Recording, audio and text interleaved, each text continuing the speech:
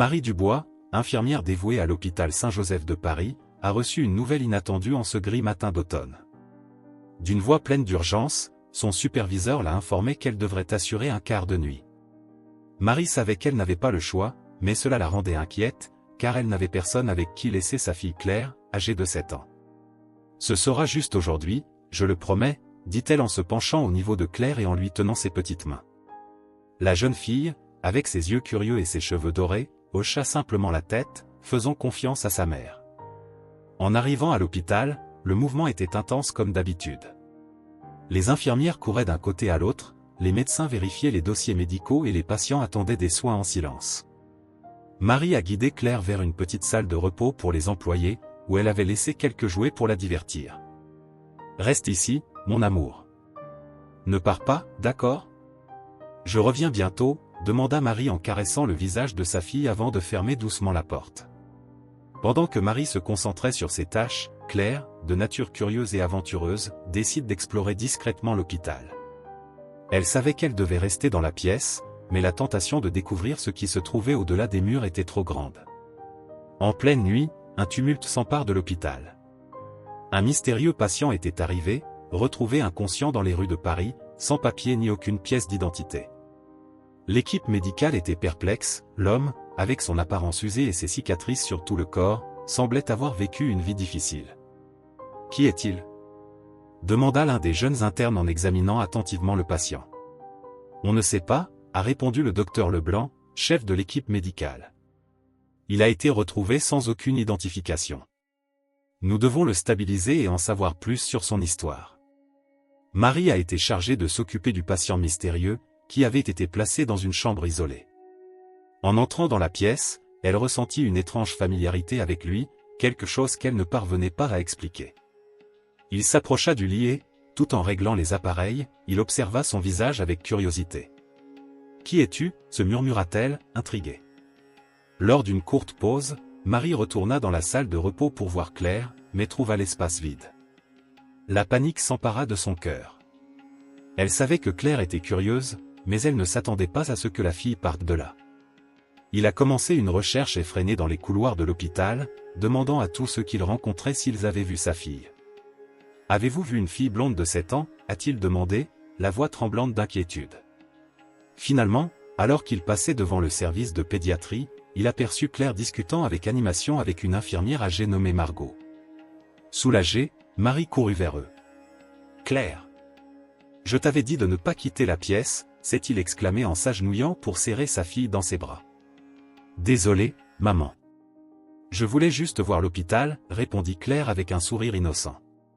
Margot, d'un air complice, ajouta « C'est une fille curieuse, Marie. Ne t'inquiète pas, nous discutions juste un peu. » Marie remercia Margot et revint avec Claire à la salle de repos, essayant de calmer ses nerfs. Le mystérieux patient continuait à occuper ses pensées. Qui était-il ? Et pourquoi ressentait-elle cette étrange familiarité ? La nuit était encore loin d'être terminée et Marie savait que de nombreuses questions restaient sans réponse. Mais à ce moment-là, elle voulait juste assurer la sécurité de Claire et continuer à faire ce qu'elle faisait de mieux, prendre soin des autres. Marie retrouve Claire dans le service de pédiatrie, assise sur un banc à côté d'une infirmière âgée, Margot. La jeune fille écoutait attentivement Margot parler, les yeux brillants de curiosité et d'émerveillement. En voyant sa mère, Claire courut vers Marie en lui tenant la main. « Maman, tu dois rencontrer Margot. Elle connaît tellement d'histoires sympas. » s'exclama Claire en attirant Marie vers la femme âgée. Margot sourit doucement, ses yeux révélant la sagesse accumulée au fil des années. « Bonjour Marie. Claire est une adorable enfant. Nous discutions juste un peu pendant que tu étais occupée. » Marie remercia l'infirmière, mais ne put s'empêcher de sentir son cœur se serrer à la pensée du patient mystérieux, Jacques. « Margot, avez-vous déjà entendu parler d'un patient nommé Jacques ? Il a été retrouvé inconscient, non identifié. » Les yeux de Margot se plissèrent légèrement, une ombre passant sur son visage. « Oui, j'ai entendu parler de lui. Jacques a été retrouvé près d'un ancien orphelinat. Un lieu avec une histoire assez sombre. » Marie fronça les sourcils. « Orphelinat ? Quel genre d'histoire ?» Margot soupira, regardant Claire un instant avant de tourner son attention vers Marie. « Il y a de nombreuses années, l'orphelinat était connu pour ses pratiques sévères et, dit-on, pour ses expériences médicales sur les enfants. Beaucoup ont mystérieusement disparu. Jacques pourrait être lié à cela. C'est horrible, dit Marie, son cœur battant plus vite. Pourquoi était-il là? Que faisait-il? Margot se contenta de secouer la tête. Ma chérie, il y a beaucoup de questions sans réponse. Mais tu dois être prudent. Pendant que Marie s'occupait de Jacques, celui-ci reprit momentanément connaissance. Ses yeux s'ouvrirent, confus, et il marmonna des mots décousus. Promesse, rédemption, besoin, protection. Marie lui tenait la main, essayant de le réconforter. Jacques, tu es en sécurité maintenant. Peux-tu me dire ce qui s'est passé? Qui es-tu? Mais il ferma à nouveau les yeux, tombant dans un profond sommeil. L'inquiétude de Marie ne faisait que croître. Lorsqu'il revint voir Claire, la jeune fille était plus sérieuse que d'habitude. Maman, j'ai vu un homme étrange dans les couloirs. Il semblait m'observer, dit Claire, la voix légèrement tremblante. Marie sentit un frisson lui parcourir le dos. Comment était-il, chérie? Grand, avec un grand chapeau et un manteau sombre. Il avait un air effrayant, répondit Claire en s'accrochant à sa mère. Marie savait qu'elle devait approfondir ses recherches. Le sentiment que quelque chose de sinistre se passait à l'hôpital ne l'a jamais quittée. Déterminée, elle a commencé à faire des recherches sur le passé de Jacques, à parcourir d'anciens dossiers et à discuter avec des collègues plus expérimentés. Au cours de ces investigations, Marie découvre que Jacques pourrait être lié à une série de disparitions non élucidées. Des enfants mystérieusement disparus, tous liés à l'ancien orphelinat. Par une nuit silencieuse, Marie retourne dans la chambre de Jacques, déterminée à obtenir des réponses. Elle lui tint à nouveau la main, parlant doucement. « Jacques, j'ai besoin de savoir. Qui es-tu? Que s'est-il passé à l'orphelinat ?» À sa grande surprise, Jacques ouvrit les yeux, paraissant plus lucide qu'auparavant. « Marie, ils en ont après toi et Claire. J'ai promis de te protéger. Je ne peux pas échouer. » Marie ressentait un mélange de peur et de confusion. Mais qui sont-ils? Que nous attendent-ils? Jacques inspira profondément, sa voix étant un léger murmure. L'organisation, ils veulent Claire. Elle est spéciale. Avant qu'il puisse en dire plus, Jacques s'est à nouveau évanoui. Marie savait qu'elle devait agir rapidement. La sécurité de Claire était en danger et elle ne pouvait faire confiance à personne. Déterminée à découvrir la vérité, Marie a décidé que sa prochaine étape serait de confronter à nouveau Margot. Il y avait quelque chose que la vieille infirmière ne lui disait pas. Et Marie était prête à tout pour protéger sa fille et découvrir les secrets entourant Jacques et le vieil orphelinat. Marie Dubois, dans le chaos d'un quart de nuit, essayait de rester calme alors que son esprit était rempli d'inquiétude. Jacques, le patient mystère, était stable pour le moment, mais la présence de Claire à l'hôpital la rendait nerveuse. Lors d'une patrouille, elle découvre un journal caché parmi les affaires de Jacques, son cœur se serre. Le journal était dans un état déplorable, couvert de taches et de pages jaunies par le temps. Cependant, ce qui a le plus retenu l'attention de Marie, ce sont les détails troublants contenus dans les premières pages. Des descriptions détaillées d'expériences médicales sur des enfants de l'orphelinat remplissaient les lignes, avec des dessins cruels et des notes qui ressemblaient aux aveux d'un scientifique tourmenté. Alors qu'il essayait de traiter l'information, Claire apparut, tenant quelque chose dans ses petites mains. « Maman, regarde ce que j'ai trouvé dans le couloir, » dit-elle en tendant une vieille amulette. L'objet était en métal vieilli et arborait un symbole qui glaça le sang de Marie. C'était le même symbole que l'on retrouve dans les pages du journal de Jacques. « Claire, où as-tu trouvé ça ?» demanda Marie en essayant de garder une voix ferme. « C'était par terre, près du service de pédiatrie, » répondit innocemment Claire. Marie savait qu'elle devait confronter Margot, la vieille infirmière qui semblait en savoir plus qu'elle ne le laissait entendre. Il la trouva dans la salle de repos, assise avec une tasse de thé. Marie tenait l'amulette et le journal, s'approchant avec détermination. « Margot, il faut qu'on parle, » dit Marie, la voix pleine d'urgence. « Qu'est-ce que tu sais à ce sujet ?» Elle posa le journal et l'amulette sur la table. Margot regardait les objets, son visage prenant une expression de résignation. « Je savais que ce jour viendrait, » murmura-t-elle. L'orphelinat faisait partie d'une expérience secrète. Financée par une organisation obscure. Avant que Marie ait pu poser d'autres questions, un bruit faible et rauque sortit de la pièce où se trouvait Jacques. Il s'était réveillé à nouveau, cette fois avec les yeux remplis de désespoir. « Marie, tu dois protéger Claire, plaida-t-il, la voix tremblante. « Ils arrivent. »« Que veux-tu dire par « ils » demanda Marie en essayant de cacher la terreur qu'elle ressentait. « Je n'ai pas beaucoup de temps, » poursuivit Jacques haletant. « Cette organisation, ils feront tout pour continuer leurs expériences. Claire, elle est spéciale. S'il te plaît, cache-la. » Méfiante, mais n'ayant pas de temps à perdre, Marie décide d'agir. Il a emmené Claire dans un endroit sûr à l'intérieur de l'hôpital, une ancienne salle de stockage rarement utilisée. « Reste ici, chérie. Maman doit régler certaines choses, » dit-elle en embrassant le front de Claire. De retour aux côtés de Jacques, Marie ressentit un mélange de colère et d'impuissance. « Pourquoi Claire? Qu'est-ce qu'elle a à voir avec ça ?» demanda-t-elle, sa voix à peine au-dessus d'un murmure. Jacques essayait de se redresser sur le lit, le visage pâle et en sueur. « Elle a une immunité génétique rare. Ils veulent qu'elle continue les expériences. Mais tu peux les arrêter, Marie. Je sais que tu peux. » Marie savait qu'elle avait besoin de plus d'informations. « Margot, tu sembles en savoir beaucoup sur tout ça. Dis-moi tout ce que tu sais, » a-t-il demandé. Margot soupira profondément, comme si elle portait le poids du monde sur ses épaules. « Je faisais partie de l'équipe qui a tenté de dénoncer les expériences. Jacques était l'un des rares survivants. L'orphelinat n'était qu'une façade pour quelque chose de bien plus sinistre. » Tandis que Margot parlait, Marie ressentit une vague de désespoir. Tout semblait être un cauchemar sans fin, mais elle ne pouvait pas se permettre de faiblir. « Je devais protéger Claire à tout prix. Trouvons un moyen de sortir d'ici et d'en finir une fois pour toutes, » dit-elle, plus pour elle-même que pour les autres. Cependant, avant qu'ils aient pu élaborer un plan, une alarme s'est déclenchée dans l'hôpital, résonnant dans les couloirs vides. Marie savait que le temps presse. Avec un dernier regard de détermination, elle se prépara pour la bataille qui l'attendait, sachant que le sort de Claire dépendait de ses prochaines actions. Marie était déterminée à percer les mystères entourant Jacques et le lien inquiétant avec l'orphelinat.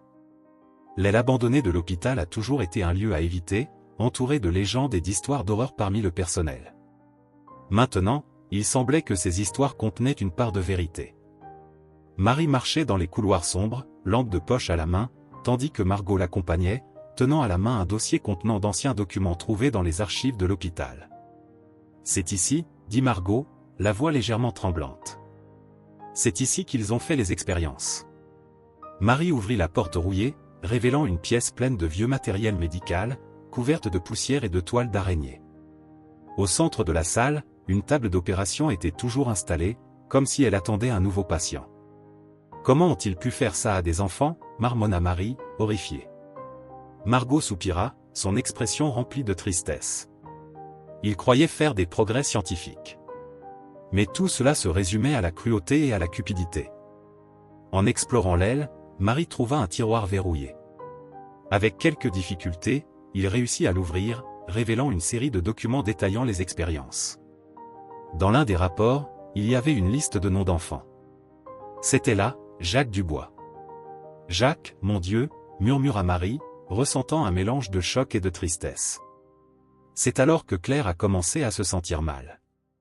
Elle avait une forte fièvre et semblait désorientée. Marie, inquiète, la ramena dans la pièce qu'ils avaient choisie comme cachette.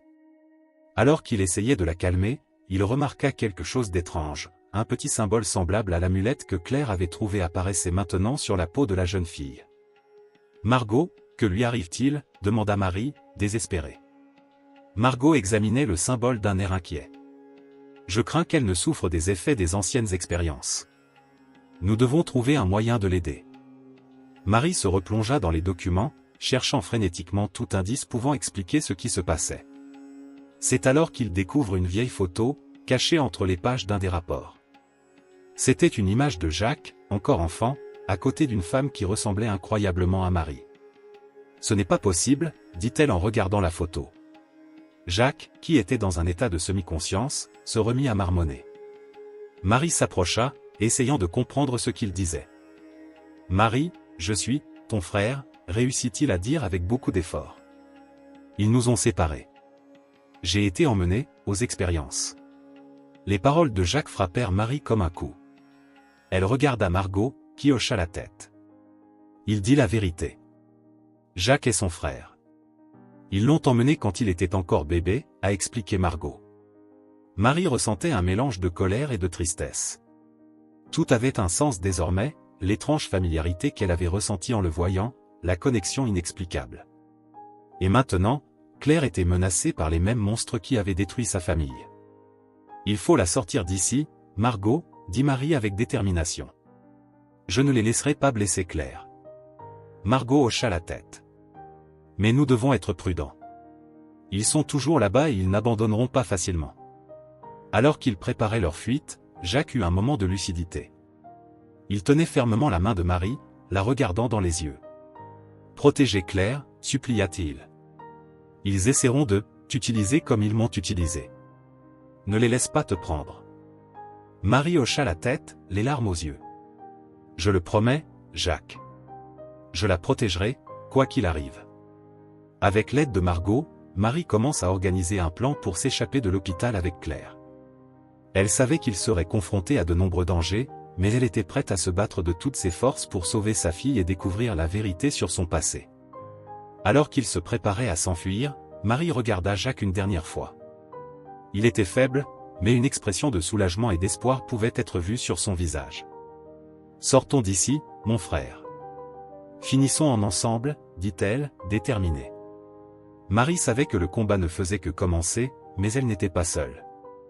Avec Claire et Margot à ses côtés, elle était prête à relever tous les défis qui se présentaient à elle. Marie se tenait dans le couloir sombre de l'hôpital, ressentant le poids d'une tension presque palpable. La révélation que Jacques était son frère disparu depuis longtemps l'avait stupéfaite, mais elle savait qu'elle n'avait pas le temps de tout assimiler. Sa priorité était de protéger Claire. Alors qu'elle réfléchissait à la manière de procéder, deux hommes dans l'ombre apparurent à l'extrémité opposée du couloir, les yeux fixés sur Marie. « Remettez la fille », ordonna l'un d'eux d'une voix froide et menaçante. « Nous savons qu'elle est là. » Marie sentit un frisson lui parcourir le dos. Ils étaient là pour Claire. « Tu ne vas pas la toucher, répondit-elle, essayant de garder sa voix ferme. Les hommes avancèrent, leur sinistre présence remplissant l'espace autour d'eux. « Vous ne comprenez pas, infirmière, dit l'autre homme, un sourire cruel se dessinant sur ses lèvres. Elle est spéciale. Nous avons de grands projets pour elle. » Avant qu'ils aient pu se rapprocher, Margot sortit d'une porte latérale, le visage déterminé. « Elle ne va nulle part avec toi, » a déclaré la vieille infirmière en brandissant un épais dossier en papier. « J'ai la preuve des expériences. Si quelque chose arrive à Claire, cela sera rendu public. » Les hommes hésitent mais ne reculent pas, « Tu ne peux pas nous retenir éternellement, vieille femme, » grogna l'un d'eux. Marie profita de la distraction pour rapprocher Claire, les yeux pleins de peur et de détermination. « Margot, qu'est-ce qu'on va faire » a-t-elle demandé, la voix tremblante. « Il faut la sortir d'ici, maintenant, » répondit Margot. Jacques était l'un des rares survivants des expériences.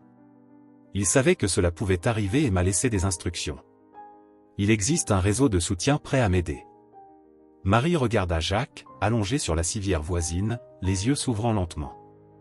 Il avait l'air faible, mais il y avait une détermination farouche dans son regard. « Marie, » murmura-t-il en tendant la main. « Protégez Claire. Ils ne peuvent pas la voir. »« Jacques, on va sortir d'ici, » dit Marie en tenant la main de son frère. « Tout ira bien. » Mais Jacques secoua la tête. « Je ne peux pas t'accompagner. Ils la poursuivront aussi longtemps que je serai en vie. Je suis la clé de leur secret. Si je pars, ils perdront le contrôle. » Marie sentit son cœur se serrer. « Non, Jacques. Ça ne peut pas être comme ça. C'est le seul moyen, » insista-t-il, le regard fixé sur ceux de Marie. « J'ai vécu toute ma vie en sachant que je devrais peut-être me sacrifier pour protéger les autres. Et maintenant, il est temps. » Margot s'approcha en posant une main sur l'épaule de Jacques. « Tu es un héros, Jacques. Ton courage ne sera pas oublié. » Les hommes noirs recommencèrent à avancer, impatients. « Assez parlé. Remettez-moi la fille maintenant. » Jacques regarda Marie une dernière fois, le regard rempli d'amour et de tristesse. « Vas-y, Marie. Prends soin de Claire. Je vais les ralentir. » Avant que Marie ait pu protester, Jacques se releva et s'avança vers les hommes, utilisant ses dernières forces. « Vous voulez la vérité ? La voici » cria-t-il en jetant le dossier de Margot aux hommes. La confusion donna à Marie et Margot le temps dont elles avaient besoin. Ils ont attrapé Claire et ont couru dans les couloirs de l'hôpital, se dirigeant vers une sortie de secours mentionnée par Margot. Dehors, une voiture les attendait et un homme au visage amical leur fit signe. « Vite, entrez » a-t-il appelé. « Je fais partie du réseau de soutien. Sortons-les d'ici. » Marie, Claire et Margot sont montées dans la voiture et alors qu'elles filaient à toute vitesse dans les rues de Paris, Marie a regardé par la fenêtre, les larmes coulant sur son visage. Elle savait que Jacques sacrifiait sa vie pour eux et la douleur était presque insupportable. « Allons dans un endroit sûr » a déclaré l'homme dans la voiture. « Une nouvelle vie vous attend, mais la lutte contre cette organisation n'est pas encore terminée. » Marie tenait fermement Claire, sentant le poids du sacrifice de Jacques. Elle savait que même si c'était difficile, elle devait continuer à se battre. Par Claire. Par Jacques. Et pour toutes les autres victimes qui avaient encore besoin de justice. La voiture s'éloigna de l'hôpital et disparut dans la nuit parisienne, alors que Marie se promettait que le combat de son frère ne serait pas vain.